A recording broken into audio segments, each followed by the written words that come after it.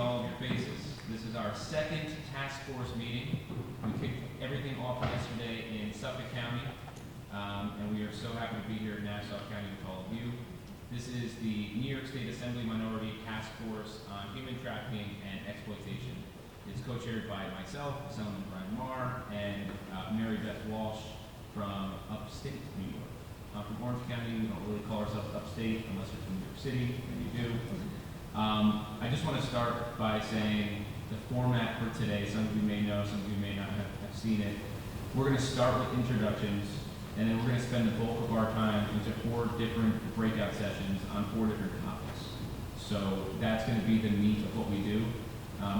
This was established because I did attend a public hearing on human trafficking last year, and it was really amazing to hear from providers, law enforcement, and survivors of trafficking. But I felt as though, and the conference felt, that it wasn't enough, and nothing really came from that hearing aside from hearing some unbelievable testimony about the good work that's being done and the help that is needed when it comes to the state and honestly collaborations.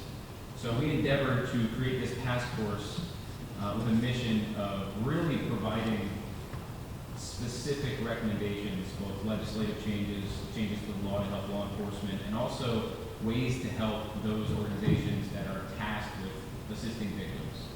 So that's our goal. We believe just by having these conversations, they will make a meaningful difference by educating people on what is happening, because most just do not know, including myself as of a year ago. So we're here to learn from all of you, and I just want to say at the onset, we don't expect to solve these problems within the next 2 hours. It is difficult to create a format to maximize the talent and the experience of everybody in this room, but we're going to do our best. We believe the breakout sessions are going to be great. We'll have a group discussion afterwards with all of them. But for now, I just would like to have now my colleagues introduce themselves and everybody kind of go around, explain who you are and how you work in this space and what your role is. Dave, you want to get started? Sure. I'd like to thank Assemblyman Marr and everyone here from the law enforcement community for being here today. My name is Assemblyman Jake Blumenkrantz. I represent the 15th Assembly District right here in Nassau County on the North Shore. This is a systemic problem. This is something that we're facing all over the nation, but particularly in New York and Long Island, we remain one of the top 20 jurisdictions for sex trafficking and human trafficking overall. It's incredibly important we try and tackle it through unique and alternative solutions and also utilizing modern technologies. Here in Nassau County, we are some of the best in the nation when it comes to adopting new and improved forms of adaptive policing and investigating, and I've seen firsthand how we deal with our cases when it comes to minors visiting the facilities, and it's truly amazing to see the hard work of our law enforcement here. So really pleased that we have some of the best here today and working here with our law enforcement in Nassau County. So excited to listen and hear the ways in which we're tackling it down here and ways in which we can utilize different ways in which we can mitigate some of the issues on a legislative level up in Albany in the coming session. Thank you. Thanks, Jake. Assemblyman Kern? Thank you, Brian, and let me first thank everyone here. Thank you for not only what you do in the field, but also just taking the time out today to be with us and discuss this really important issue. Just before I get started, I also want to thank the Assembly Minority Leader, Will Barkley, and also my colleagues, Assemblyman Marr and Assemblyman Walsh, for all the work they've done on this. They've gone statewide to bring attention to this issue, and they have been at the forefront. So thank you, Brian, and I know Mary Beth can't be with us today, but they've done an incredible job. To put today in perspective, a local non-for-profit rescue organization has on its webpage this statement: the issue of trafficking and exploitation is all around us. We all must be aware, and we must be willing to do something. If it were a member of our family, we would be upset. Let's be upset for all children. That's why we're here today. That's why this hearing is so important. Human trafficking is all around us, and either we don't recognize it or we're choosing not to see it. With 344 cases reported in 2021, Human trafficking is the modern-day slavery. It has been estimated that 1 in 5 runaways and homeless youths are victims of human trafficking. With your help, this task force will hopefully formulate solutions on how we can better coordinate and interact between agencies to help provide what is so desperately needed by individuals who are being exploited and coerced into providing labor or sex services. How we can improve training to better identify risk factors and signs of trafficking. What financial needs and tools are required to adequately confront this criminal practice. And of course, how legislatively Albany can help reduce and hopefully someday end the practice of human trafficking. That is what we're doing here today, and it's important work. Again, thank you all for being here today, and I look forward for the next 2 hours to getting to those points and hopefully coming closer to ending human trafficking here in New York State. Thanks, Brian.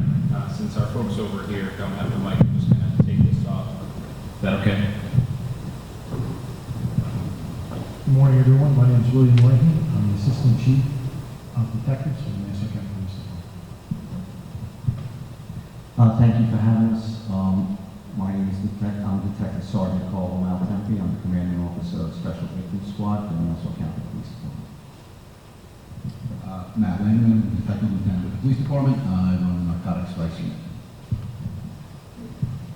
Good morning, everybody. My name is Christine Guida. I am a Deputy Bureau Chief of the Special Victims Bureau of the Nassau County DA's office, and I also handle all the human trafficking cases that come into our office.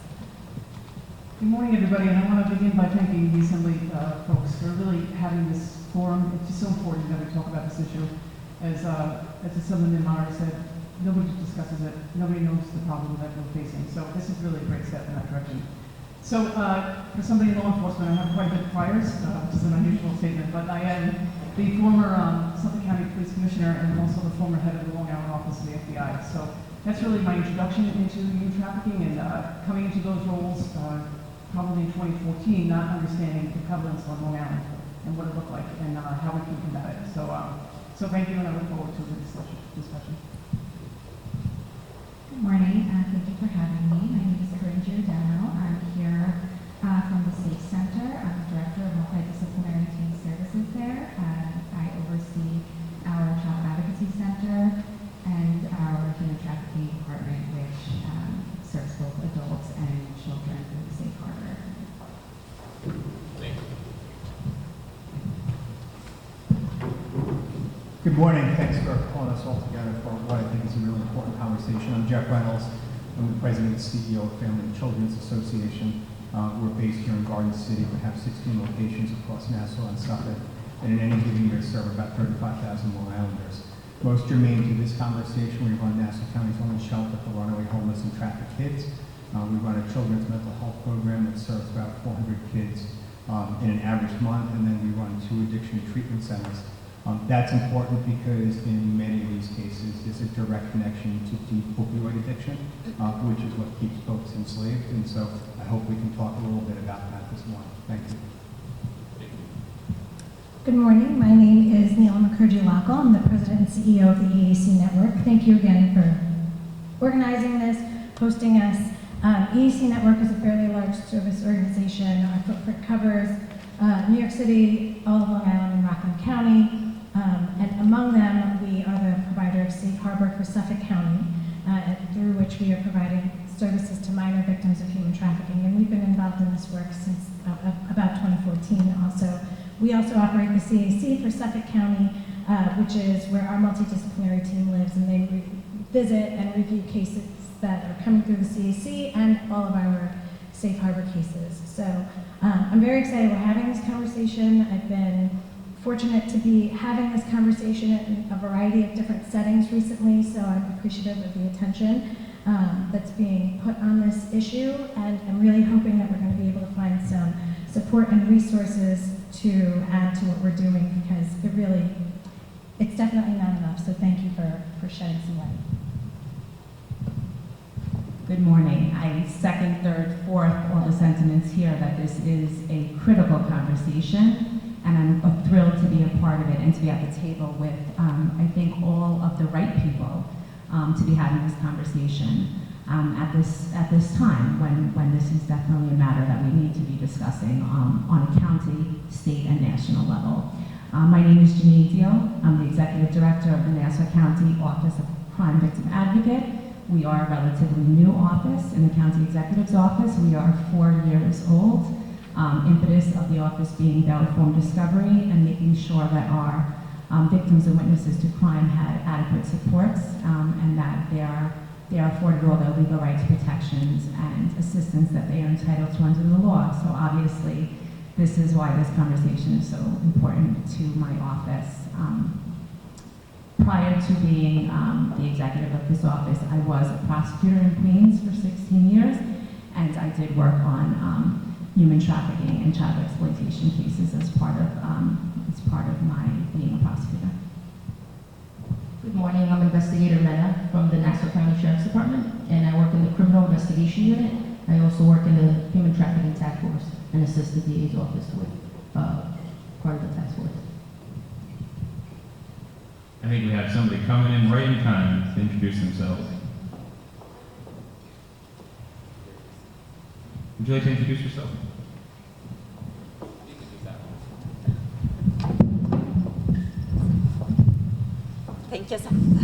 Thank you so much. Good morning, everybody. I apologize, I am late. I'm Idalia Laguna from Strong Youth, case manager, and thank you so much. I'm going to breathe now. Thank you.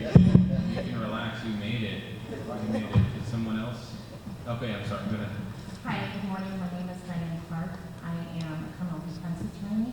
I serve really as one of the first points of contact with these victims. I work on identifying and bringing to the district attorney's office. I work very closely with Christine Guido in the human trafficking part. I've worked on these cases for between 8 and 9 years. I first was in Suffolk County, working in the human trafficking part as well as the youth part. And I work in a similar capacity here in Nassau County. I'm an Ohio native, and I reside here in Nassau County. I'm very committed to this community and very anxious to work to find some more resources for my clients in assisting them to pick up the pieces, assisting them in getting identification in their life back. So I also work with any kind of immigration issues that might come up. So thank you for having me, and I'm ready to get to work. Awesome. So I'm going to do a little remix on this one. Typically, we have 4 different breakout groups, and at this point, you would select one of those 4 groups, and we kind of challenge folks, if you have 4 or 5 law enforcement, maybe pick one that is in that specific area, and use your expertise to help another group. But I'm going to do something different. Hopefully staff doesn't kill me on this one. What I'd like to do, since there's about 15 of us, is take some time to do group 1 and group 2, and have everybody choose one of those 2 groups. Then when we're done with those 2 groups, we're going to do 3 and 4, and actually have everyone participate in 2 of the breakout sessions. Continue to rely on motels to house unhoused folks. Okay. These are havens for trafficking, Absolutely. drug dealing, Yes. prostitution. It's taxpayer subsidized trafficking. That has to stop. So hotels, I would write hotels and social service agencies, I should say.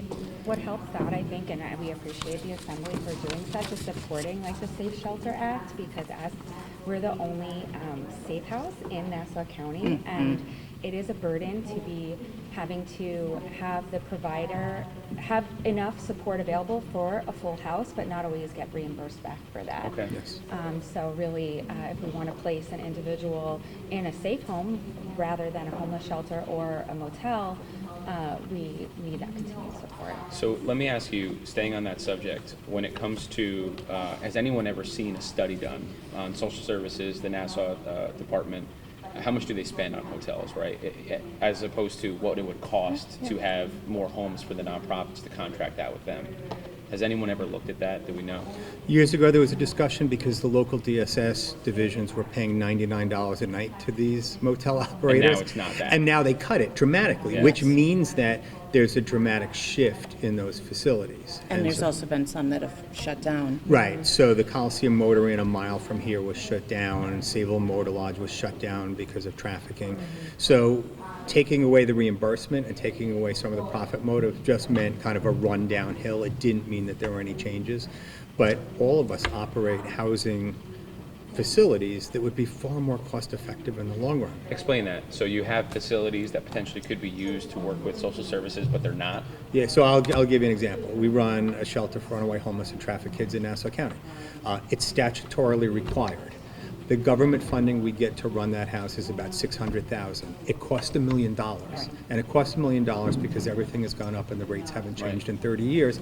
And I'm not going to take, for example, a high school graduate who's out of their clinical depth and have them work overnight in that house anymore when we accept trafficked folks 24/7.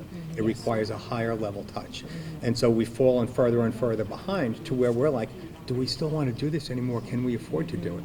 So part of the answer is properly funding the services that are out there. Take the money from the money that's being wasted on motels and other Sure. unsafe settings. Sure.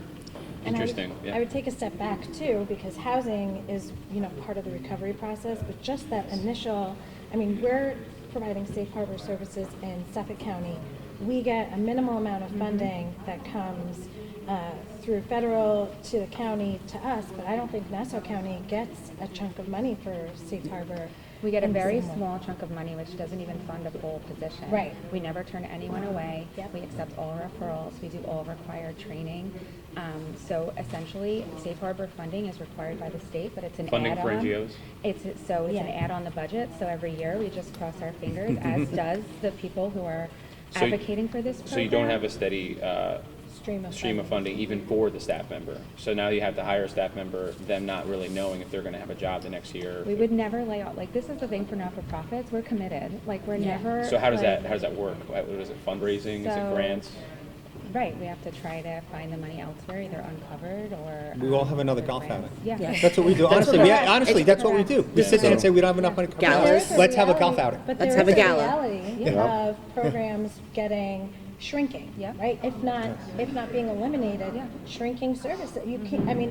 It's unsustainable. And you're not just helping those that are being trafficked. There's At DV. risk. Right. There's a lot of other things that Yeah, are I in think that I raised wheelhouse. that in my, And they're not the same. Right. Right. That also needs to be acknowledged. yes. So there's a lot to There's dig a into, lot but of let's layers. stop there for a second. What is that doing? What is it doing to have someone who's being trafficked be in the same safe house or creating that service setup with folks that are being trafficked? How does that impact both of them? Can you say that again? What was your question? You have folks getting treatment for being trafficked and folks that are getting treatment for domestic violence issues. How is that impacting them to be in that same space? It's, in my opinion, it's not beneficial to either group. It doesn't work. You have women that are traumatized in the home, and it takes so much for a DV victim to finally leave the situation that they're in.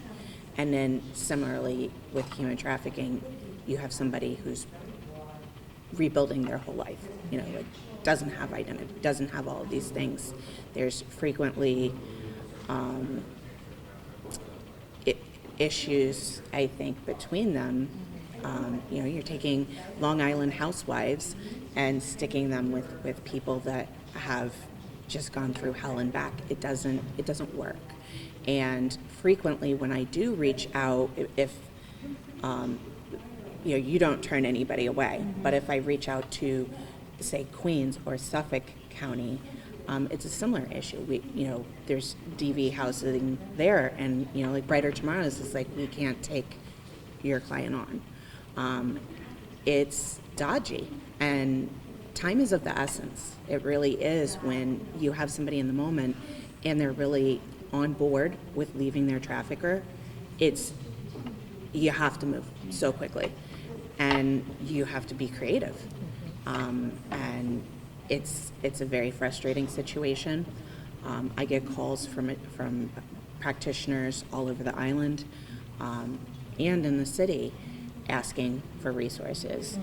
And the Safe Center is wonderful. I love working with them. ECLI and Suffolk County, I love working with them. Brighter Tomorrows, CVC, all of these organizations, it's the best of the best in terms of people, but the housing piece is just, it's not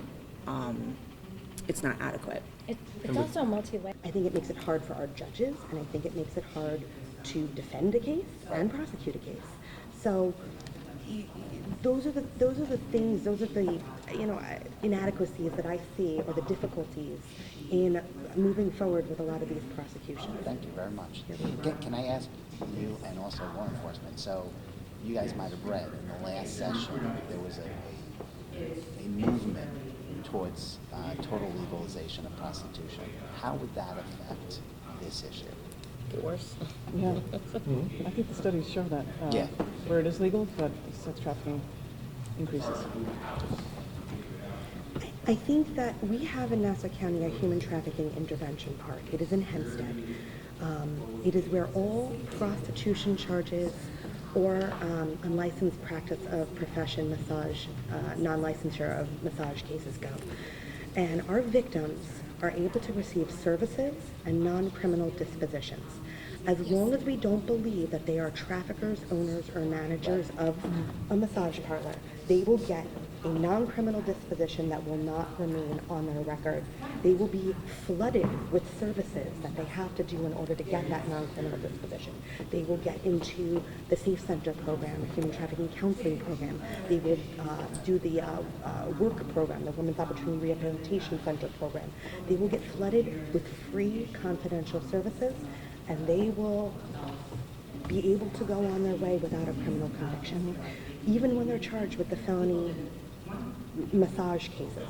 So if we don't have those prostitution charges or arrests, nobody's getting those services, because there's nobody coming into my office saying, hey, I need services right now.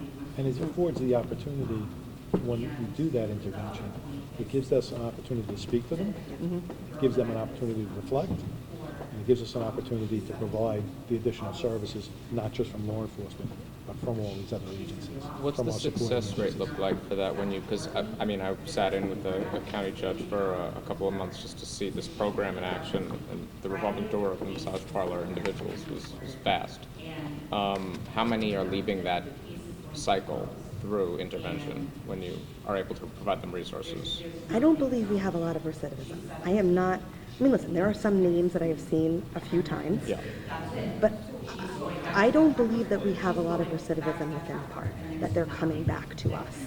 Can I tell you that they're not, out there doing it again? Is it because we're not busting the same location twice, or is it because you can arrest someone in one location one time, and they say I'm being trafficked, and they get we bring them, do forensic interviews, and they get brought to the Safe Center, and then a week later we hit another location and they're there. And they're kind of there of their own free will. They stay. It just could be that they're working at a different location. Locations. And that's when it, I guess, departs from sex work, from trafficking, and enters the space of sex work. Well, that's voluntary. Some of that is the time, right? What's the financial need and the services that they need to get out of that business? And is it coming fast enough? Is it being supported fast enough to make that happen? Or is it you just go back to what I know, right? Or what am I forced to do? We haven't found the other side of the story yet. So one of the things is we don't have a recidivism statute for promoting prostitution. So you can go right back into business the next day. You want to do something creative. You want to we're able to get the aggregate statute for shoplifting, and it's making an impact. You want to do this, you get 2 more convictions, 3 more convictions. Now we start changing this. We have people mandatory jail time, whatever it is, stiffer sentencing, whatever it is. But that'll change the complexion of the easy way to make money. Casual guy hooking up with a website and farming out people. That'll change some complexion of it, is if you change the penalties for promoting. Additionally, making that a sex offense. making that a sex offense and requiring them to register as a sex offender. That is keeping them on a list. It is keeping them somewhere. It is alerting people The Johns and the were community. No, the No, the promoters. promoters, but I mean, Handlers, yep. the Johns too, but Yeah. I mean, the promoters where they're getting Yep. convicted of D felonies and they're not having to register as a sex offender. So now, what does the structure look like for the organized? Like, who's opening the parlors? It seems to me that's the front-facing way this is operating in Nassau County from the public view. Is that the case, that like a lot of this is happening through parlors? It's or not, is it well, online? no, it is, go ahead. You see, it runs the gamut of what we see. You see typical places where people are going in massages and there's a little bit of funny business afterwards, and then there's places where you're going and it's straight prostitution. We actually, we have an ongoing case now with multiple locations. It's, and it ties to Nassau, it's in Suffolk, and we're working with multiple agencies where it's like one owner that owns multiple places and it's just strictly prostitution. You know, that's, but it's there as a massage parlor, but that's different from most of the ones we typically see where we're charging the unauthorized practice, of a profession. We're seeing a lot of things in hotels, houses. It doesn't have to be in a massage parlor. And we are very aggressive when we have a massage parlor. We come in with the fire marshal. We use a multidisciplinary approach to shut those places down with the town, with the city, and close that place so that it doesn't reopen. It doesn't mean that they back up and go somewhere else, but we certainly do make it harder. And then with our POP officers, they'll do the training and outreach to the community to make them aware of what it is to be a good landlord. To have those discussions. You're not the next Donald Trump getting $400 a square foot in a storefront cash. There's something wrong with that location. You know, you should be within line with everybody else. You're not cutting the best deal for a place that has curtains and is open 24 hours a day or only opens at night, or you have to make an appointment to get through the front door. So that part of the education could be better. Educating the real estate side and property owners when you see somebody come in and tells you that they're going to open up a massage parlor, confirming with the Department of Education about the licensing, confirming the guy wants to give you cash for a deposit as opposed to a business check. Or all of those things are small clues that all add up down the road to either preventing that or making a case later for our investigators and detectives. And what we do too, we do this in various types of our cases, but when you have this going on in like a strip mall type place, and we're not just going to hit the owner of that store. Like, the town will hit the person, the landlord too. So it's like, get rid of them. And we got to use every tool in our toolbox because it's. We do have a criminal nuisance statute that rules certain things. We use that. Yeah. Can I ask you, just on when you approach the landlord, are they surprised?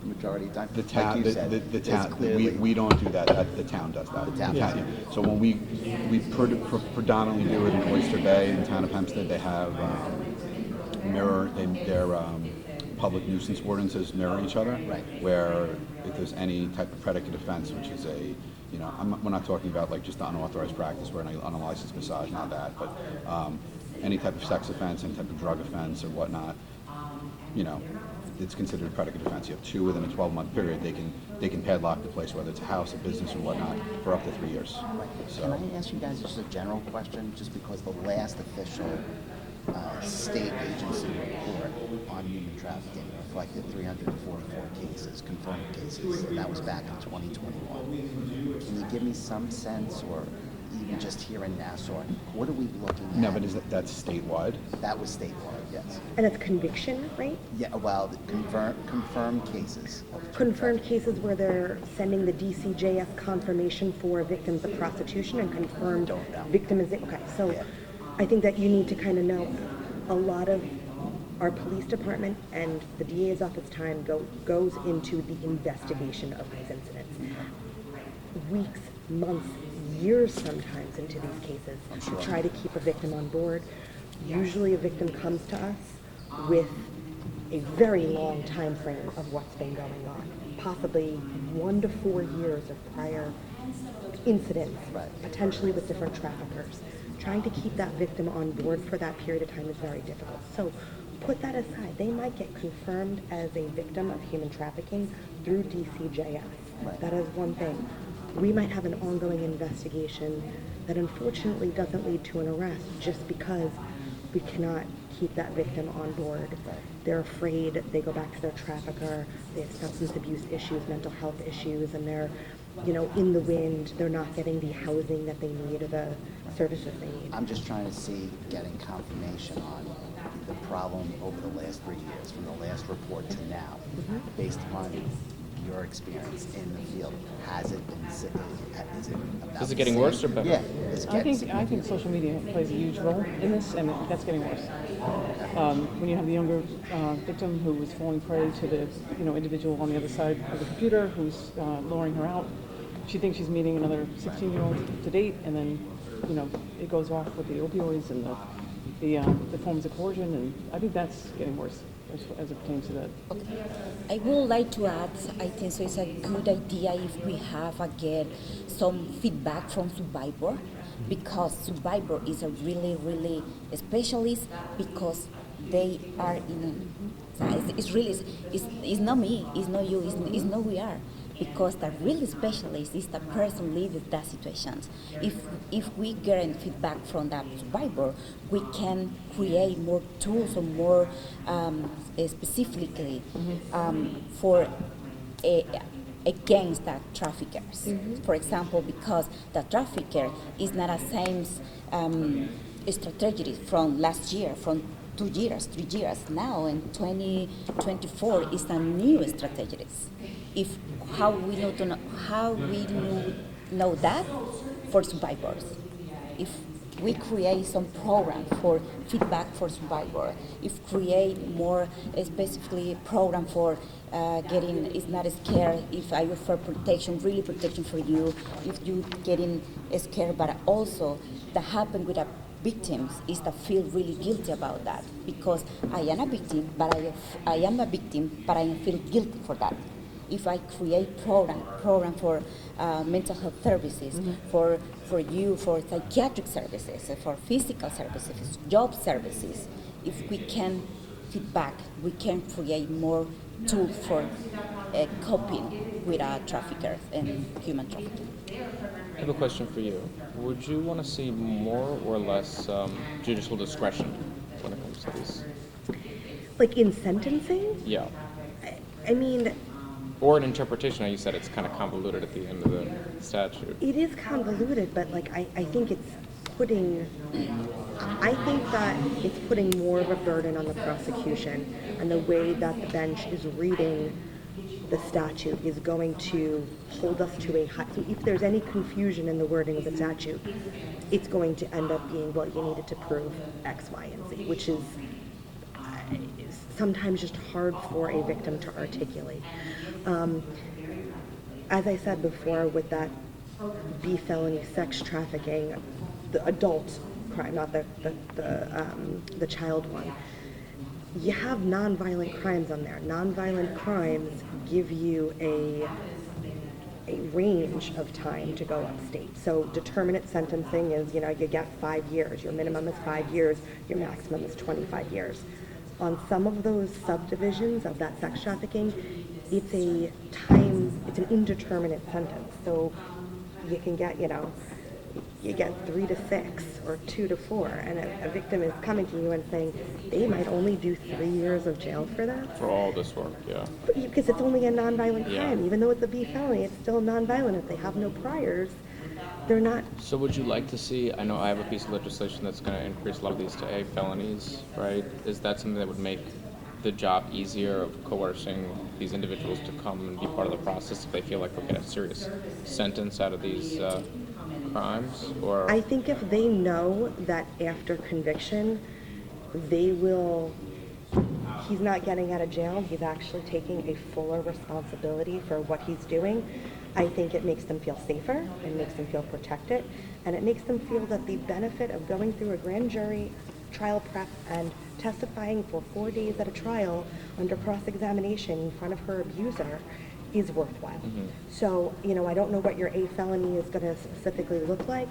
I think that even more so than necessarily the A felony aspect of it is working on the statutory language of that sex trafficking statute. It is very difficult, I think, for law enforcement, for prosecutors, defense attorneys, and judges to all understand exactly how that statute applies to real life victim testimony. Yeah.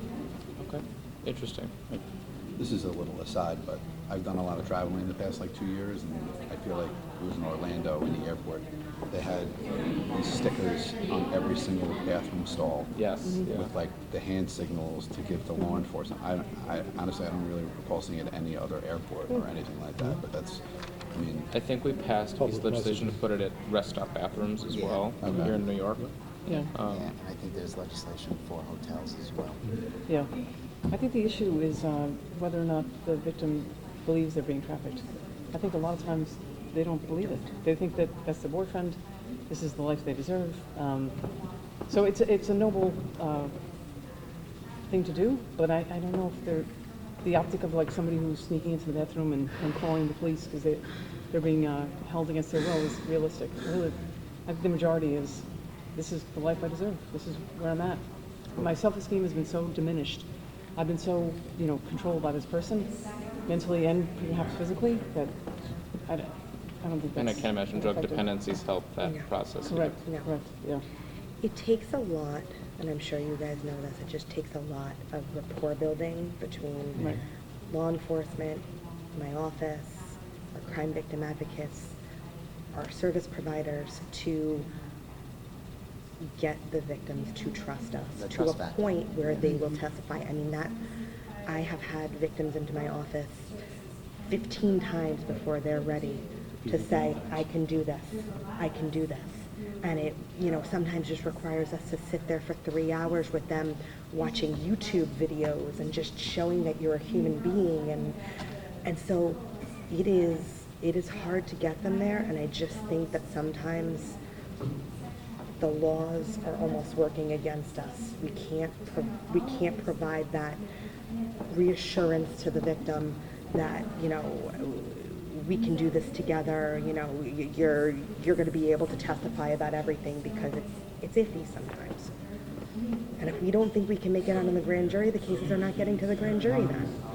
And like you said, one of the biggest fears is that this person who they're testifying against is not going to be out the next day or a year. And with the bail reform laws, a lot of them are out. And a lot of them don't, and you know this, get to jail to get the services that they would be offered, because they're being turned right back out again. I mean, jails do a great job offering the services and, giving them the support that they need, but they don't see that. They're just going right back out. Now, a lot of the advocates for legalized sex work, I've heard this conversation a lot, have stated that the introduction of online platforms has severely reduced the mortality rate for sex workers, and they find that it's a really good way for them to have a platform where they can kind of vet whoever they're going to be having a working relationship with, right? So the removal of those has increased that mortality rate, and they're advocating for allowing for these platforms to proliferate. Do you feel like these platforms also create a larger issue when it comes to the trafficking and coerced sex work space? I don't think that the online venues, forums have been removed. They are very, very active and very present, and as soon as one shuts down, 10 more pop up. So they are utilizing them. So I don't think that that's... I think that they were referring to the shutdown of Craigslist. It was a big...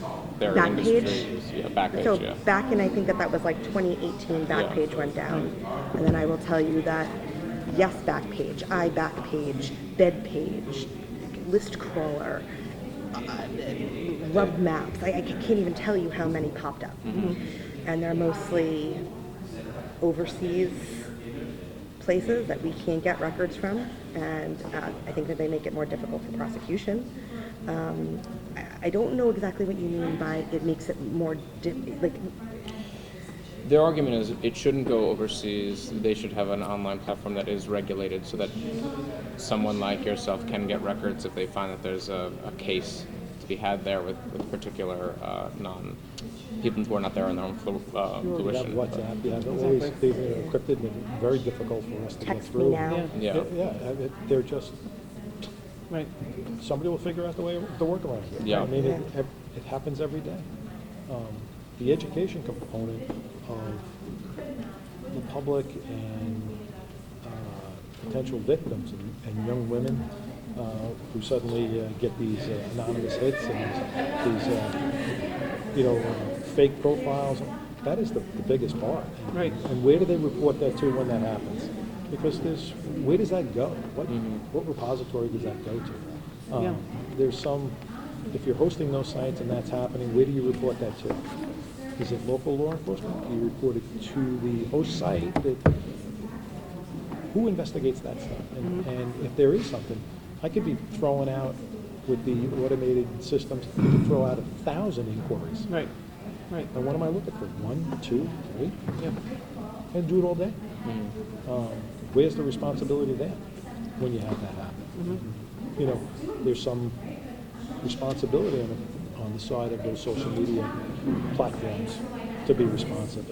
And should they collect that data and then compile it? And they're not. They don't have any responsibility. No. It's just, well, No. he's a bad guy, block him. Right. Why should, if I block him, it just goes to somebody else. He should be blocked completely, or they should be blocked completely.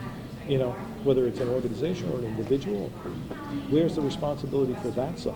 That's a much deeper discussion, especially when you, as you say, go overseas. Yeah, so I sit on science and technology, and a big conversation has constantly been about how we can go after social media or online platforms for any number of reasons. And it's a huge uphill battle legislatively. And I've seen other states, like Missouri has taken a very consumer affairs approach to trying to prosecute the platforms that are causing more of a problem than they should be. Do you think that that's an avenue New York should be really going down when it comes to this space? We have nothing else at this point. Yeah. We have I think something would be better than nothing. Nothing, right? yeah. And if you can afford, if you do the education component, like you say, you do the education component and the outreach, and we start training people to look for these things. Okay, now we've got them. We're doing all this work. Where do they report it to? So there has to be some reporting agency, not the local police. Right. Because for a local detective to try and get a subpoena or run a case overseas. So when you say a reporting agency, reporting for new cases? Well, I think it should go back to whoever's running that platform. There should be responsibility, and they should have to report to either the state, Like an automatic government, or wherever reporting you're if doing they business. see something. We got one more minute, okay? How many cases they've received, how many inquiries they received for suspicious inquiries, untoward advances, anything like that. That should be reported out. Where that goes, I think we need to flesh that out more. But there has to be some responsibility on the other side too, because we're doing some outreach, we're doing some training, but where does it go? You ask any teenage girl. Absolutely. I mean, they get inundated. I had a teenage daughter, she's older, but I mean, some of the stuff was just ridiculous. And where do you report it to? And how do you educate the parents And to the know what? block to sender. know that that's an Block issue. sender. Right. That means he just doesn't come after me today. What about everybody else in the room? Can I ask one more question just before we run out of time? You brought up bail reform. Was the amendments that were made, I believe, 2 years ago with regards to this area, were they sufficient enough or didn't go far enough? So sex trafficking and sex trafficking of a child are bail eligible, so that's great. But even like the misdemeanor, like promoting prostitution in the 4th degree, that's when there's not a child or when there's not 2 or more, but there's still some sort of promoting prostitution. The patronizing a person for prostitution also. I know that it's going to be challenging to stop the conversation. Discovery Channel is probably the worst for her. Because they've been really, really amazing. I know I've been participating over here. Usually I get to both, but that was very, very gripping. We're going to have a group discussion on what was discussed in these groups, but not yet. The next thing we're going to do is break out, and this table over here, and we can swap whoever wants to be at whichever table. This is going to be group 3, which is what impact is the migrant crisis having on human trafficking crimes within the state. And group 4 here is going to be what kinds of education and training are needed to better equip professionals and all New Yorkers to recognize someone who needs help Yes. Thank you, guys. Thank you. Thank you. Over Thank here to discuss the impact of the minor crisis. Yeah. Over here, it's going to be education and training. That is helpful for the sex trafficking stuff and whatnot. We got to make it for promoting prostitution also. It's for victims of 230-34, it says in there. But you have to make it for promoting prostitution as well. It's not considered a sex crime under Penal Law 130. So we have to do a protective order if it becomes a problem. Really? So we have, what were the ones that we're going to... Thank you, guys. Thank you. I appreciate you listening. Thank you, Joe. Unwanted All right, that works out. What's that? I guess so. Now we are 4.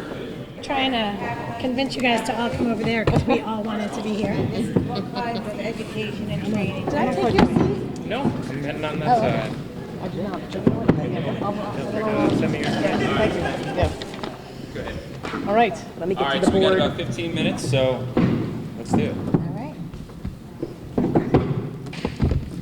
So I think we kind of broached this topic on the other side, but we were saying, you know, training in terms of the certifications and basically once someone is certified, what that opens them up for, and then we also talked about the OTDA campaign, which is the truth about trafficking, kind of demystifying what trafficking, human trafficking actually is. OTDA did a fantastic campaign. It was physical, I believe. Nora Cronin. What? Wasn't it Nora Cronin? I believe so, Yeah. And it really was just, you know, number one, myth. Trafficking is, you know, only women. Number two, yeah. It was and a PSA. It was a public service. It was. It wasn't as prolific with social media, which I think is really the catch, especially with our minors. Would definitely have a better pull. Right. But you know, I think there's definitely education needed behind this, and non-conventional education. So people we wouldn't typically think to pull into a room are hotel clerks and staff, right? Yes. I saw that a lot when I was a prosecutor. Our school staff, medical ER personnel, government agencies, pharmacist employees, truckers, right? We have a lot of truck stop, rest stop, cable providers, library staff, right? Just really kind of broadening the education. Where are our victims going? And then survivor engagement in this conversation. Like, what do our survivors think we should be saying? And where should we be saying it, you know? And what would get people into services who were in, you know, in this dire situation? So at EAC, we provide a lot of community education around, specifically around this, around all like the child advocacy, trafficking, child safety issues. And while we have great, you know, we're busy, I can't tell you how many people are like, oh my God, we are totally going to do that. We need to do that. And then don't follow through. And Jerry and I have had this conversation a bazillion times about hotel staff because I go after all the hotels to be like, hey. And so they always give you the lip service of yes. And sometimes they will go through the process. But the reality is this is their bread and butter too, and so they do look the other way for better. I mean, for worse. I right? prosecuted many of them. I mean, many of them were getting, you know, paid off to send someone to a room. And the people who need it are the staff, right? Yeah. It's like the cleaning service who really needs it because the front desk isn't always seeing everybody. And the cleaning staff need to feel empowered and okay and safe to report what they're seeing, right? So my understanding is there was legislation pertaining to hotels to mandate anybody who had interaction with a patron has to have this training. So that's new, and I hope that's the case, because I don't think, to Neela's point, unless you mandate it, it's just not going to happen. Yeah, I mean, we closed in Queens, Par Central, and Q Motor Inn when I was doing this work, and we did it through civil enforcement. We were creative. We were different, right? Because we had to get buy-in, and so we did it through civil enforcement. And what do you mean by civil enforcement? So we did it kind of like through a business model of law enforcement, and we basically mandated to reopen because they were in violation that they had to put in ID readers, because up to that point we had Mickey Mouse staying in the room. We needed government issued IDs, and they had to be scanned in. You know, so again, creative thinking in this area, especially with law enforcement, I think is really relevant here. So in 1994, I did my first houses of prostitution, legal massage parlors, human trafficking case, and we looked at a holistic approach, an all-encompassing approach, right down to notifying the banks that held the mortgage because of the ability for recall. We would send criminal nuisance letters every time we made an arrest at a place and started a case. We would put them on notice. I would have a conversation with the hierarchy there, usually their legal bureau or their legal beagles, regarding who actually owns the property and who holds the mortgage. And when we do the press conference, I would not be telling the truth if I didn't say EAB owns the whorehouse. And that brings a lot of cooperation. Sure. Changes the conversation. Exposed to a population that are here with overextended work visas, migrants, or not in the country with documentation at all. I think you can only quantify that for the people who are actually receiving services. Outside of that, there's an unknown number.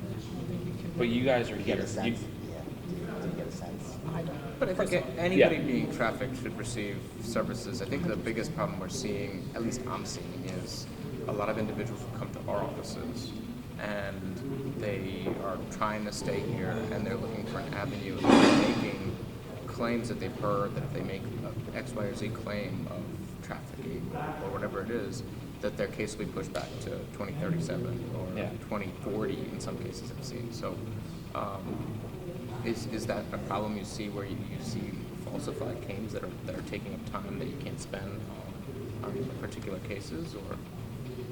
I wouldn't say so. For us, we have a legal department, but limited immigration.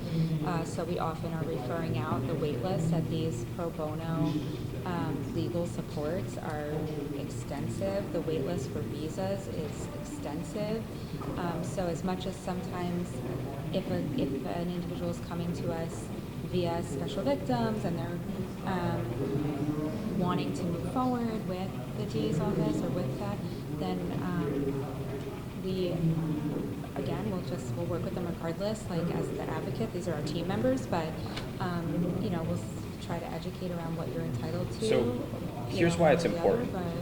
New York State, over the last 2 years, has budgeted $4.3 billion that is specifically earmarked for the migrant crisis. Okay, so if we're able to make an argument in Nassau County, Suffolk County, all over the state, that this is an issue that exists, this is the impact it's having, why doesn't a portion of those funds go to help these organizations that are servicing these people? That's where I'm going. So that's why it's important to quantify this. Does that make sense? I feel like people are scared to report because Absolutely. they don't have any documentation. So it stems from being scared. Sure. So they're not going to come out unless we tell them, like, we're not going to report or anything, like, we're not a reporting agency. But that's a thing. At the end of the day, in New York State, there is no communication with ICE. That's not something that is the law of the land. So it's about getting that information out to that portion of the community, right? Yeah. And you also have to remember a lot of people are coming from countries where one thing may be said and another thing may be done. Yeah, So there's sure. a distrust Sure. regardless That's developing trust. of law Yeah. enforcement and public, government entities.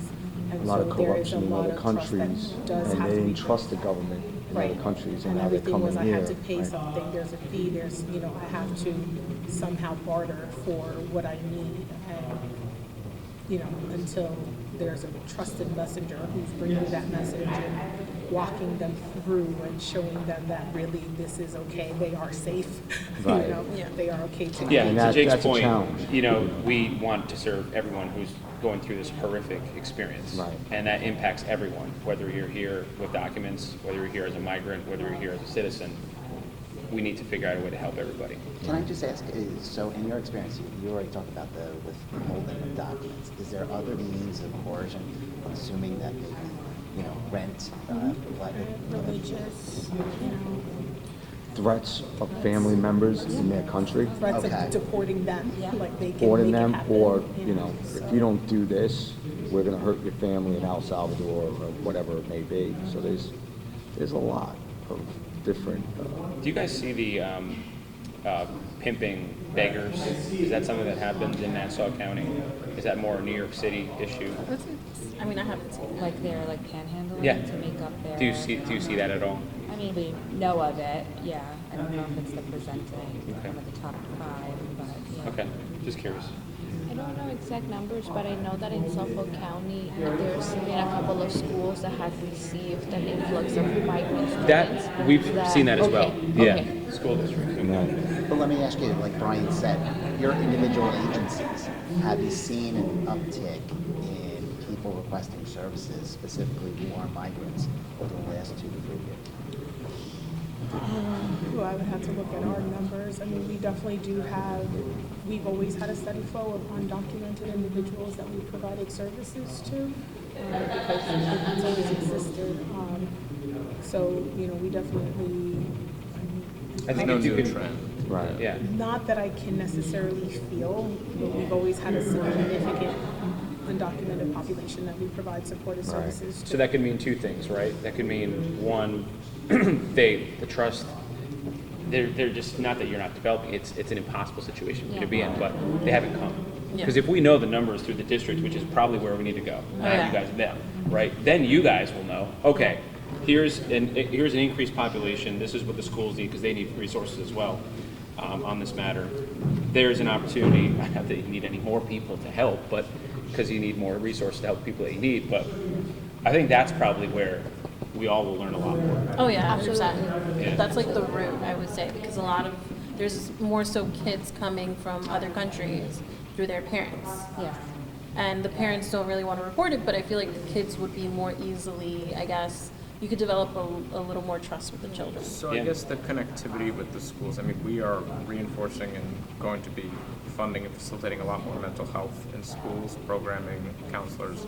Are they properly trained to both spot, obviously, and target and report, even blind reporting of incidents or cases, so that we have greater visibility, even if we can't solve every case, we can at least get the numbers to secure the funding. Yeah, it's going to be definitely that they have an awareness of the right questions to ask, and so there's a fine-tuned balance, because there's cultural norms that are just existent, and so we don't want people to just assume that because someone's part of a culture and they hear this, that automatically that means there's trafficking going on in that household. But then again, like if I'm hearing certain cues, how do I further navigate that conversation to get clarity, to make appropriate reports when necessary? So I think that's a fine line, and there is going to be very specific training that needs to be given to those counselors and social workers to be able to, you know, ask the right questions over a period of time, because you don't want to jump in too quickly.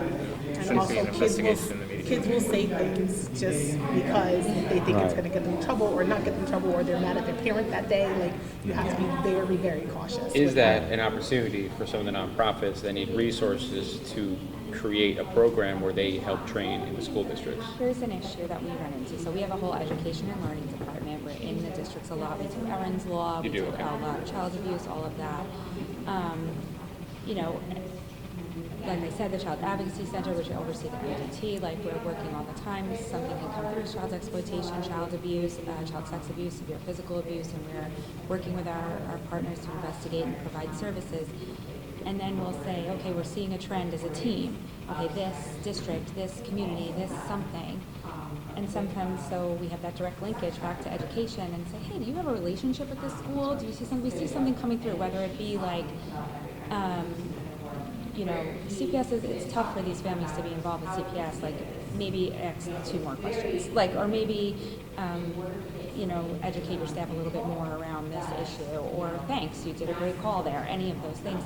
As soon as we say trafficking or anything like that, the districts are like, no one's going to go for that. They don't want to hear about they don't their want the PTAs, reputation. don't want, right, like they don't want us, we have to relabel things to like internet safety, not trafficking, right? And it's fine, we don't care, as long as we get the education to the kids, but, and to the staff and to the individuals, but there is and I don't want to turn this group into that group, but like, there is a gap there, and I think we haven't. Need a rebrand. Yeah. Need a rebrand that actually calls it trafficking, but in a way that isn't Trafficking. scary. I don't know. That's a challenge, Yeah, but you have families, to. Yeah, even migrant family, anyone, you know, undocumented, and they're referred to the program. We're not saying we're calling from trafficking. You know, they're what? You know, my kid's not doing that. I said we work with kids who are at risk. Somebody's identified your family. This is the services we provide. What would you suggest to work with the school districts better on this? I really don't know. I think, again, I don't want to turn this group into that group, but educating, like, that it's happening in every community, that it looks really different, that you could have a big house in a safe community and your kid could be being trafficked upstairs over the phone, over the iPad. They could be getting exploited.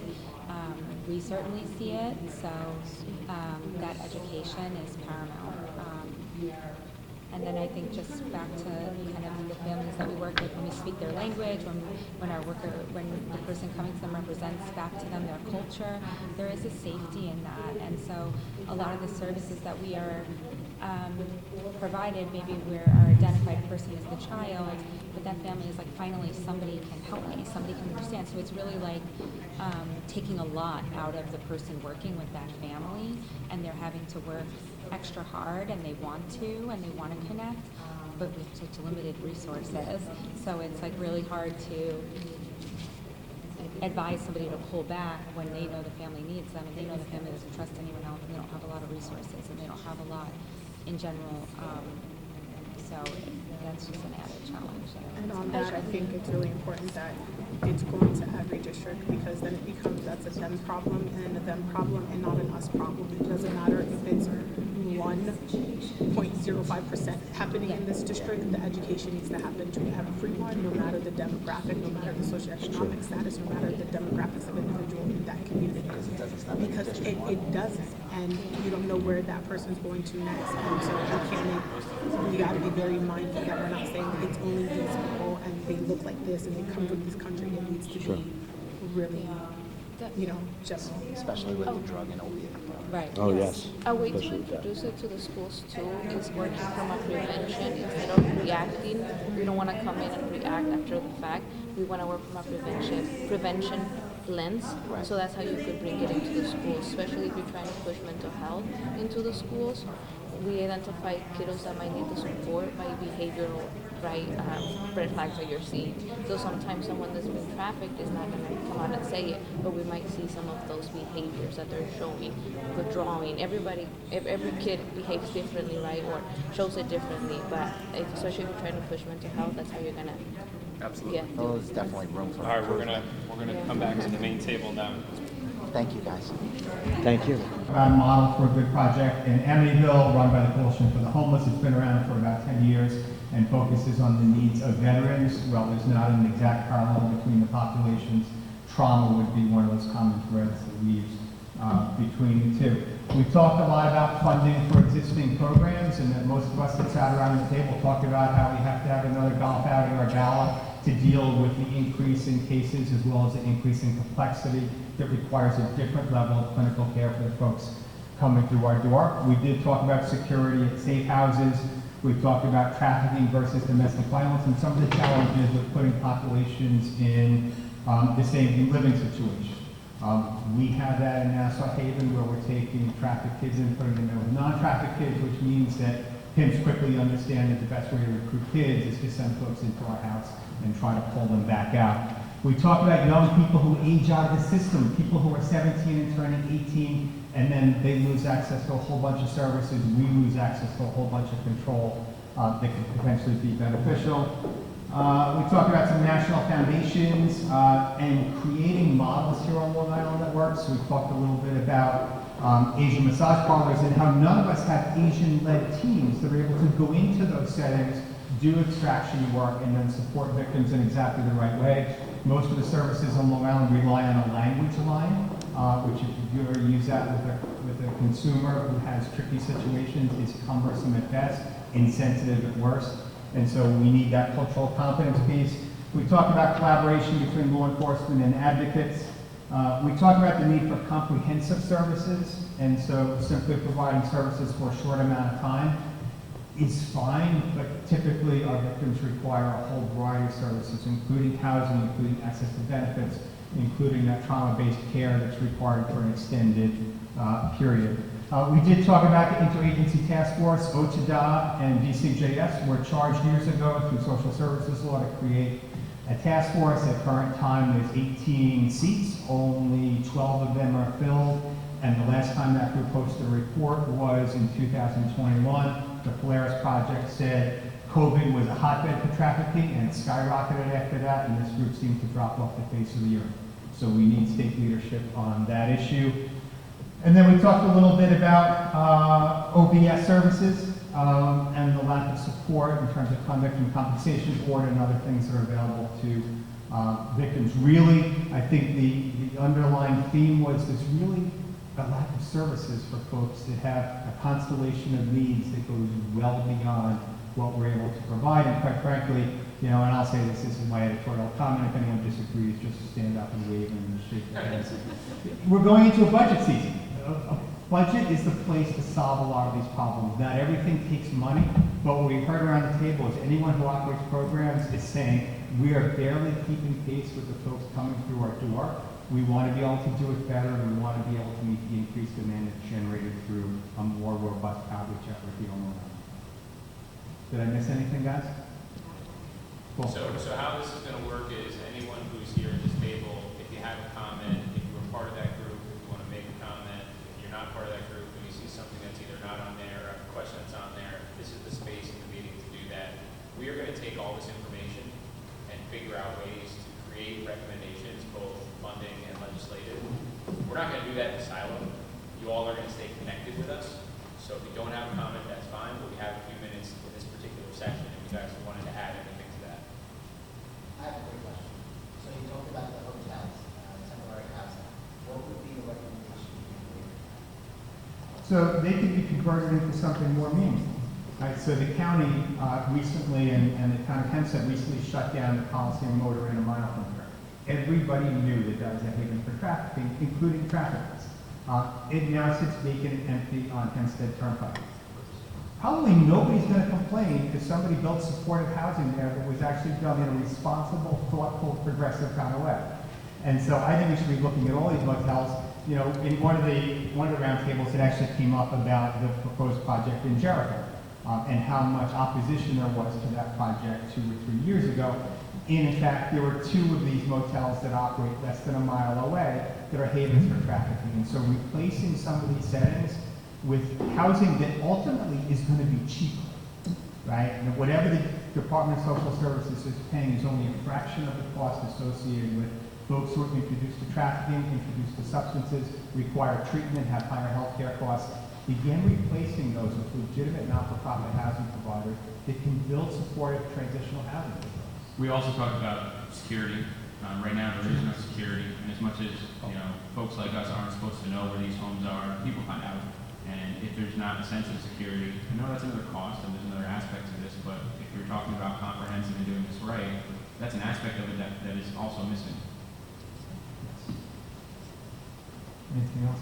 Somebody had a comment at the end of the table. I thought I saw. I was going to say, just to reiterate Jeff's call to action around the budget, I would sort of extend what Jeff said and say everything costs money. Everything that we're talking about doing is people power. And we have amazing people who volunteer their time and services, but there's only a handful of unicorns out there who can do this full time. And this work is far more than full time. And it is 24 hours and 365 days a week, and it requires clinical expertise, it requires administrative expertise, it requires commitment, it requires coordination, and all of that costs money. And so, I would say everything that we want to do costs money. So does the status quo. Right? We just pay for it in a different budget line. And look, at the end of the day, we also want to be realistic. And as much as we all would want to make sure this is properly funded, we also know that there are a litany of other issues that are equally important that severely need funding. So there's a reality to the situation of what's in there. There's also a reality of misappropriation of state spending, as we talk about often. But the national foundations are real. They exist. And being organized and having a task force like this may be something that can be utilized to then get their attention, to say, hey, New York's getting their act together.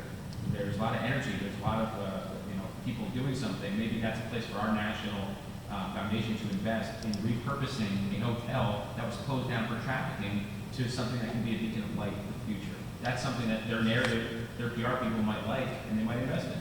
And that could be an aspect of what we're doing here. Anything else? Yes. I just was going to add one of the things that discuss was with regards to minors. I know that Suffolk County just established this year, or this month rather, a specialty part for human trafficking victims who are minors. And it's led by Judge Macho out in Central Islip.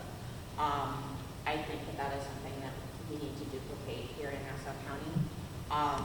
Another thing that we had discussed is that there's a crack here in the justice system with regards to we have clients that are 17 years old who are aging out of like the PENS program, who are at risk, and once they hit 18 years old, they're not able. The court intervention is over. The ability to assist them is over. They're in the wind, and that is a heartbreaking thing to see because there's just such an opportunity with the different services that are involved in our family courts and assisting them, and I don't feel like I don't think we do enough for that age group. So I don't know how we address the problem, but I think it's important. The first step is identifying it. I agree. We'll have to talk a little more offline on that particular one. Thank you. Group 2, what coordination and tools do law enforcement and prosecutors need to better combat traffickers and help victims? I know that when we travel around the state, I think we're going to see a lot of the same stuff with this, but I'm very curious to see how this group did. Who is our nominated individual who's going to take a mic? The writer and the... So the microphone's important because we can listen to this later, hear it clearly, our staff can help with the report, just in case you were wondering. All right, so one of the things that we talked about was continued education and training, which I know that we're going to get to. We also did stuff for Group 4, and I know Group 1 had some stuff as well. We are, training within the police academy and detectives, and we are constantly working together in order to better identify cases of human trafficking earlier, and making sure that patrol officers are able to know what to look for specifically. Greater communication between everybody, a constant flow of information and communication would be ideal. Task force assistance, expanding membership. We talked about Long Island Task Force with regard to the gangs being very beneficial, and increasing and expanding membership and kind of getting that going again throughout Long Island so that there is a greater flow of communication where we're all sitting in one place and we're talking about it and we're kind of looking at each other and we're sharing our pieces a little bit more. A lot of what I think was talked about in our group was some of the statutes and laws regarding sex trafficking that are currently in place, and how there are some deficiencies in how to adequately prosecute, investigate, charge, defend, and handle as a judge with such a difficult and wordy statute. The Penal Law Section 230-34 is, I think, very hard to understand. I think it's hard for everybody, for the police department in order to charge someone, for a prosecutor to be able to go into the grand jury and handle at a trial, for a judge to kind of be able to read grand jury minutes and decide on a motion to dismiss how things are going to move forward, and for a defense attorney who's trying to defend their client, able to look at the statute and understand it. I think that also one of the things that is difficult about the statute that we talked about were the fact that there are nonviolent and violent subsections of the crime. It makes it very difficult to kind of decide what kind of plea to give. There's indeterminate sentencing and determinate sentencing, which is very difficult. It also puts a lot of a burden on our victims. The victims have to go into a trial feeling like the weight of the world is on their shoulders, and the only way that we can prove this crime against their trafficker in a courtroom with the trafficker sitting there staring at them, and the jury of strangers listening to their 2-year ordeal, it's very difficult to prove those things and put all of this burden on our victims. The newer sex trafficking of a child statute, the 23034-A, was from November 2018, I believe, and it is a much easier statute to prove because it is a strict liability age-based crime. It takes a lot of that confusion out of it. So that was one of the ways I felt that we can kind of prosecute these cases better and work with law enforcement. Also, SORA registration, sex offender registration. For the promoting prostitution D nonviolent felony crime of promoting prostitution 3 for 2 or more persons in prostitution, typically, sometimes the massage parlor situations, it's not a SORA registerable crime. So you can be a trafficker that has 3, 4, 8 girls working under you, and you don't quite meet that sex trafficking statute, and we only have a D nonviolent crime, and you don't have to register as a sex offender for it. So there are some concerns regarding that. We talked about upgrades for promoting convictions, like a bump-up crime. There are a lot of, like the criminal possession of a weapon charges, where there's a bump-up if you have a prior conviction. It would address recidivism. We were talking about, the pettit larcenies and bumping things up. This would be a really good way, because we do see a lot of traffickers who are recidivists, who do come back in different forms, be able to bump this up to a felony, what may have been a misdemeanor before. Amendments, we talked about the amendments to the 23034 statute, and then hearing from input from our human trafficking survivors with regard to how the prosecution and law enforcement could kind of utilize tools, listening to our survivors and our victims more about how to kind of handle these cases and what are they looking for? What would be beneficial to them? How can we keep them cooperative and on board, and how can we all meet their needs in a very difficult, lengthy criminal proceeding? So that's what we had. Did I miss anything, guys? Group 2? Group 2? Did I annihilate the 23034 statute? Okay, great. What I want to make clear is what you've just done was pretty much nominate yourself to help explain that to a lot more because there was some of the stuff you mentioned we had heard in Suffolk, but there's a whole lot you put in there. This was a great group that we have not had on our radar, and I have a ton of questions, which we'll do offline.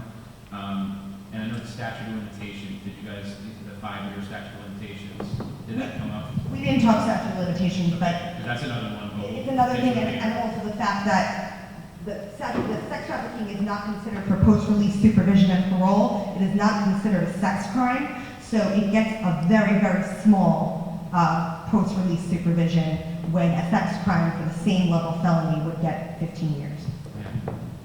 Well, it speaks to the fact that there are more people interested in making money off of this market because they have less risk than if they were doing other criminal activities. So, yeah, we got to fix those.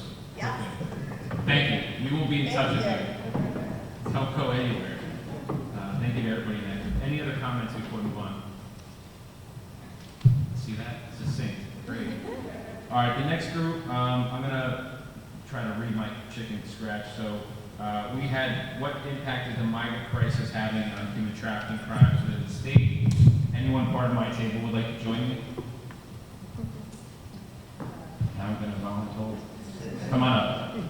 You got this. You made eye contact. Okay. So you actually brought the first point up. When it comes to labor trafficking being a big issue, traffickers will actually take pieces of identification from individuals and just take it from them. It's theirs now. And that has been something that we've seen in other areas of the state as well. TVAP referrals, why don't you chat about that? So some of our undocumented populations come through our TVAP referrals, which means that they have a relative or somebody here in Nassau County who is willing to house them. With that comes just needs, so it really lends itself to the limits of resources for undocumented individuals and just the amount of time and effort that comes with working with those individuals from the case management perspective.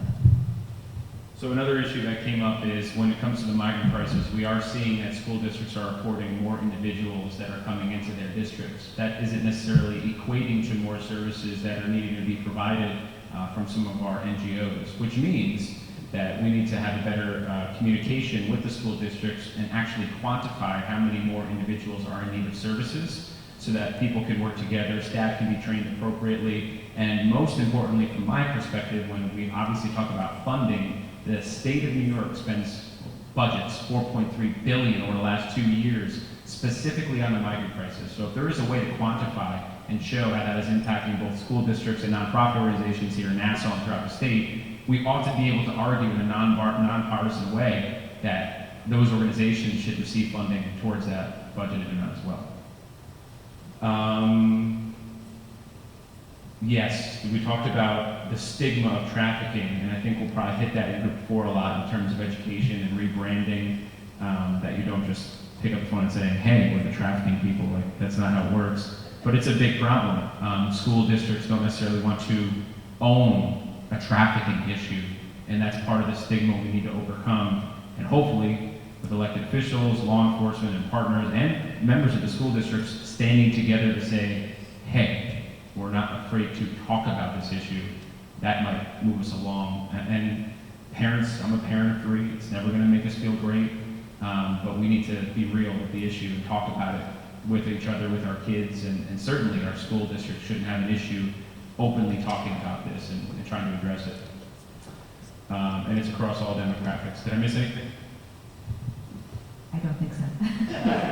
No, I think across all demographics, we just said that we are seeing it in every neighborhood and community on the island and in Nassau County. So just to demystify that again might come up in the next group, but that your child could be trafficked from their bedroom upstairs. Any comments from the group? Go ahead. Not really from the group, but this is kind of, this is an issue that I guess is a group 2 and group 3 issue that just occurred to me. One of the problems that I have is, in amending, if we're talking about amending laws, is sealing. Sealing the record. You know, when somebody has an open ACOD, we have to balance the interest that the DA's office has with having some sort of hook so that we make sure that somebody, that the person is doing what they need to do in order to get that dismissal. But at the same time, it's really hard if we're cutting off this person's ability to make to get by because they don't have any cash flow, and we're telling them, hey, we want to help you get a job and do all the vocational stuff that, you know, is written into the social services law. It makes it really hard if you have an open prostitution charge to get housing and to get jobs. When people do background checks and they see an open prostitution charge, who's going to hire them? So it's also an issue with regards to people who have immigration issues. If we're, and there are, you know, federally, there's laws to overcome that, but I don't think on an intervention level, on the most basic level, that enough is being done to assist them with regards to addressing the immigration consequences piece. So that is something that I think that we need to address legally in the system in order to see success. All right. Thank you. Anybody else? All right. Who's my group 4?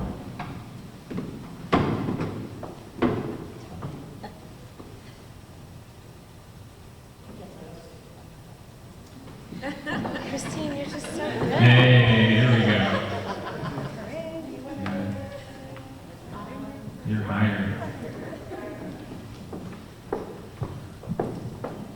I'm back. So we were talking about about education and training, which I think has really been touched a lot upon in the last group. So if I missed something, group 4 people, please just let me know. Maybe Janine can weigh in also. So we talked about further education and training on how to do the certifications. When a survivor or victim is deemed to be a survivor of human trafficking, we do these CJS certifications. But what exactly does that encompass? What services are being opened up? What are the victims going to be getting?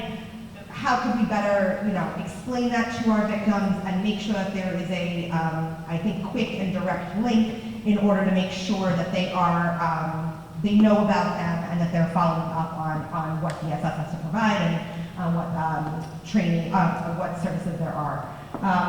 We talked about OTDA, which I think Group 1 also did, demystifying what human trafficking is,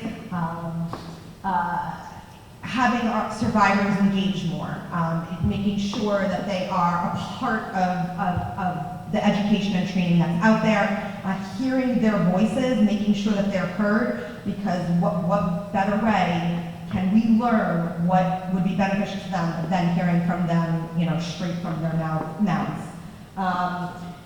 Training hotel staff and making sure that not just the front desk clerks and people are trained on what human trafficking is and how to identify it, but also potentially the cleaning staff, people who are a little bit behind the scenes, people who know this is what you should be kind of looking for, these are the red flags, and this is who you should report it to if there is a red flag or suspicion. We talked about, commercial business owners and making sure that they're, getting different businesses and commercial business owners involved in spotting things. We talked about a PSA for potentially buyers of sex, where maybe it's something that we have some sort of a PSA on the highway where explaining that this is not a victimless crime. Making sure that everybody is seeing this and knows that this is something that's out there, it exists in our community, it exists on Long Island, and it's kind of smacking you in your face every time that you're driving down the highway. Potentially having the survivors speak at the classes that are out there for the buyers of sex that they're mandated to do, so that they can actually see that there is a face to their crime, that it is not victimless, that there is somebody who was harmed by it. We talked about not just survivors speaking, but potentially traffickers speaking at certain forums or events, or explaining what exactly it was that they did that was trafficking, because I think that there is this kind of confusion about what trafficking is to the community. To know that there is kind of like it's not getting locked up, in your basement and not being able to move, or it's always from going from one country to another or crossing a national border. Just to kind of explain that this is what's happening, this is what happens in malls, this is what happens on the streets, this is what happens in real life situations. Bar association trainings, further continuing legal education events where lawyers are getting, and we do that, some of that's already, but that they are further getting trained on kind of what to identify among the defense bar when they have a client that comes in and they are kind of seeing red flag number 1, 2, 3, 4, that this could be a trafficking situation and we need to get them help. Making sure that, all immigration attorneys are well versed in this as well. We talked about schools, hospitals, churches, making sure that all these places are well versed, what to look for. Colleges, high schools, things that are happening, places like here, that teachers are educated, that public safety is educated. We talked about doing trainings at malls and other places where these are hotbeds for trafficking. Group 4, what did I miss? Yeah, Lynn. We ran out of time, but towards the end we were discussing the social media aspect of it, which is very important because that's the majority of, kids are constantly online. And From what I've seen, because I'm on social media, I see a lot of myths and things that are inaccurate when it comes to trafficking. Infiltrating social media is very important in educating people on what trafficking is. Okay, thank you. Yes, I would like to add about school education, about incorporation into a school curriculum for high school, for college.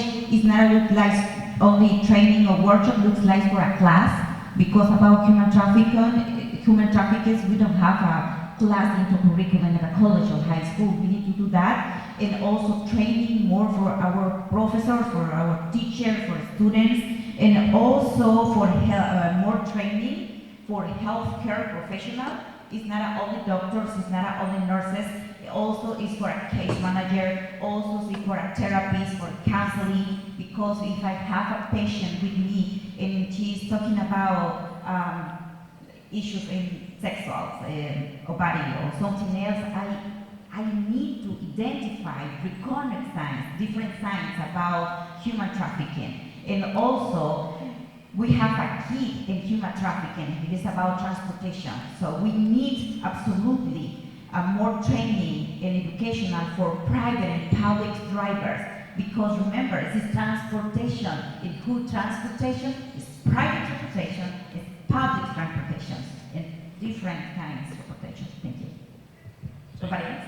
Yeah, no, I was just going to add on to that, and those are all excellent points. And then while we have the attention of the assembly here, perhaps an easy fix is the 8-hour required course that a security guard takes to get their license. Adding human trafficking components to that. We see security guards in hospitals, we see them in hotels, we see them in malls, as you indicated.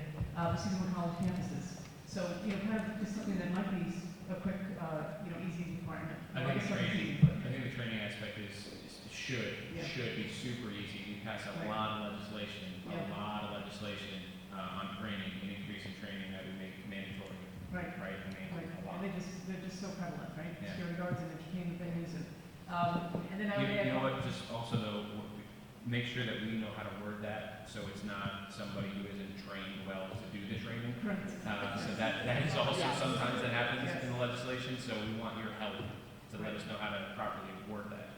And just also to dovetail on that, 129B, which is the enough is enough requirement in colleges, to address domestic violence and sexual assault and educate the communities, adding a human trafficking component to that. What is human trafficking? What does it look like? Because the majority of college students may not know exactly what that looks like. So maybe kind of an easy tweak. Well, I say easy, but You say easy all the time. Exactly. That's great. Thank you. Enough is enough. And then I would just add hospitals, nursing schools as well. We know that more than 80% of trafficking victims touch healthcare professionals at some point while they're being trafficked. Nursing, the profession is the most trusted perhaps in the country. Are they doing that kind of mandatory training in those schools to identify? So interestingly enough, what I found is each school district, they may not have a title that suggests it, but they have an employee or employees whose job it is to literally deal with individuals who are on the free lunches, who are at risk. They probably need to receive some of this training, and they're dealing with it hands-on, like a lot of you are as well, that work for the school district. So that should definitely be considered as well. Yeah. I would just add to that, with regards to training, one of the things that we had discussed in group 4 is that a lot of this training is optional, is voluntary, and a lot of people are as we were discussing with social media, people are like, oh no, I know all about this. I watch Law & Order SVU. I know all about Pizzagate. Like all of those kind of things where people have kind of,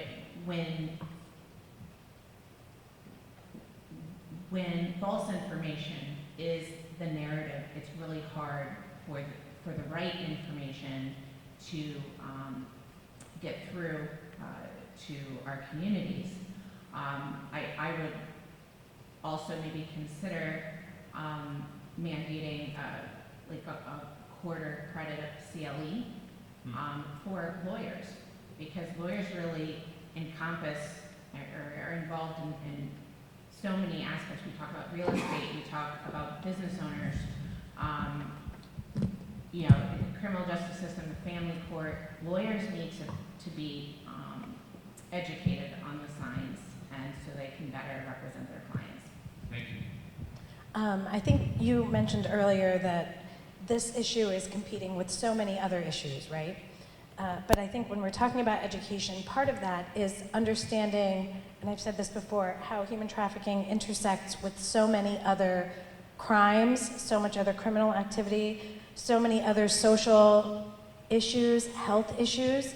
And so I think that it is, unfortunately, a thread that is weaving through so much of what's happening in our communities right now, that's an argument to make to really advocate for support and services in this area. Human trafficking is touching so many people. Like we said, we don't even know what we don't know yet, right? And human trafficking is evolving, and our traffickers are getting smarter, and predators are always going to find victims. And it is our job, it is our responsibility. We're coming here because we are invested in this to say, these are the things that we're worried about, and we know that by addressing human trafficking and the issues related to it, we're going to be able to make a dent in so much of what's happening for us right now. So, thank you for that. And then one last comment, we'll make our closings, and then I'm not going anywhere, so I'd love to have some sidebar conversations as well. Go ahead. And just very simply and most poignantly, I think, is really the education surrounding the actual survivors realizing that they are the victim of human trafficking, which I think should be our priority, and certainly should be the pitch that this is a priority, and just the education around and behind that. Thank you. So, this is the time for the closing statements, and let me just say, it was just said, you don't know what you don't know. Well, I have to tell you, I didn't know a lot before this morning, and I want to thank each and every one of you, because you have educated me so much today. I have to tell you, I wish every member, all 150 of the Assembly were here today to listen to you guys, because you could provide such insight and really help us in addressing this. I think Jeff had a statement that really struck me and kind of sums up today, and that is lack of support for individuals with a constellation of needs. Everything from financial to dealing with the criminal justice system to providing needs afterwards. There is just so much that needs to be done on this issue.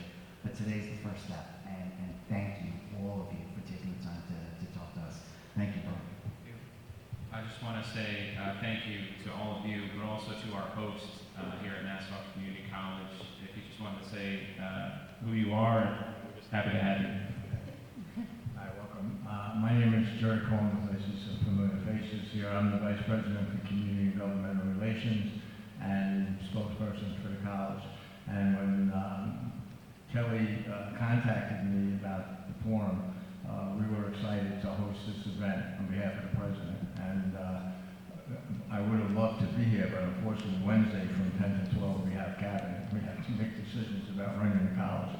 But I'm from what I'm listening to, and it's a really critical issue in terms of human trafficking, and there's not enough attention or spotlight on it.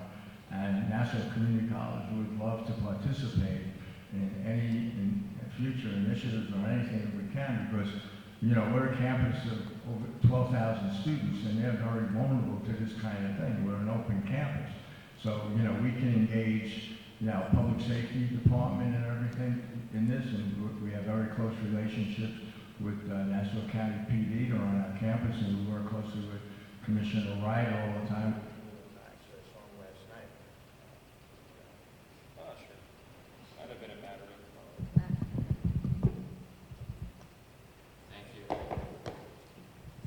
Yeah, so I'd like to, thank my friend Brian Curran, and I met Brian Moore for the first time, and for doing this right. So we're friends now. So again, thank you, and from what I heard is really great, and we got to get some information out there, because it's like on the back burner and no one is aware of it, And it's funny, just one other thing.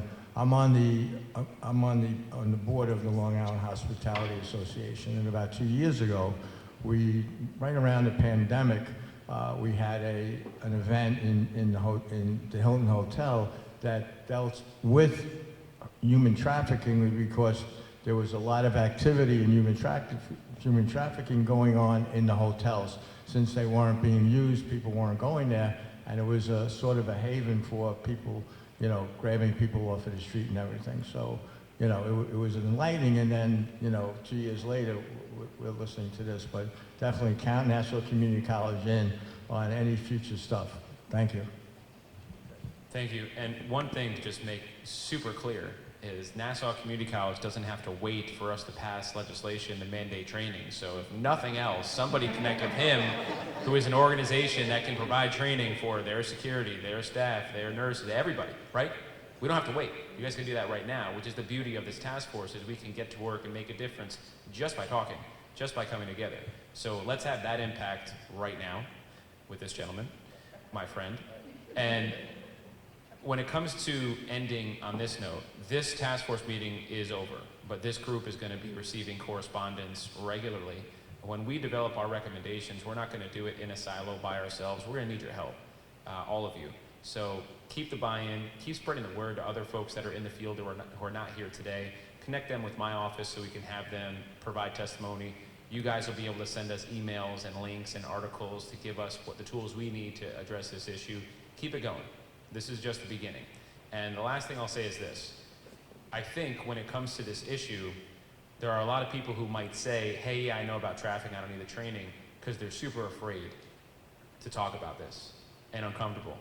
People don't want to learn about this issue because it's a very natural, human, uncomfortable thing to talk about. As parents, as neighbors, as friends, we need to overcome that.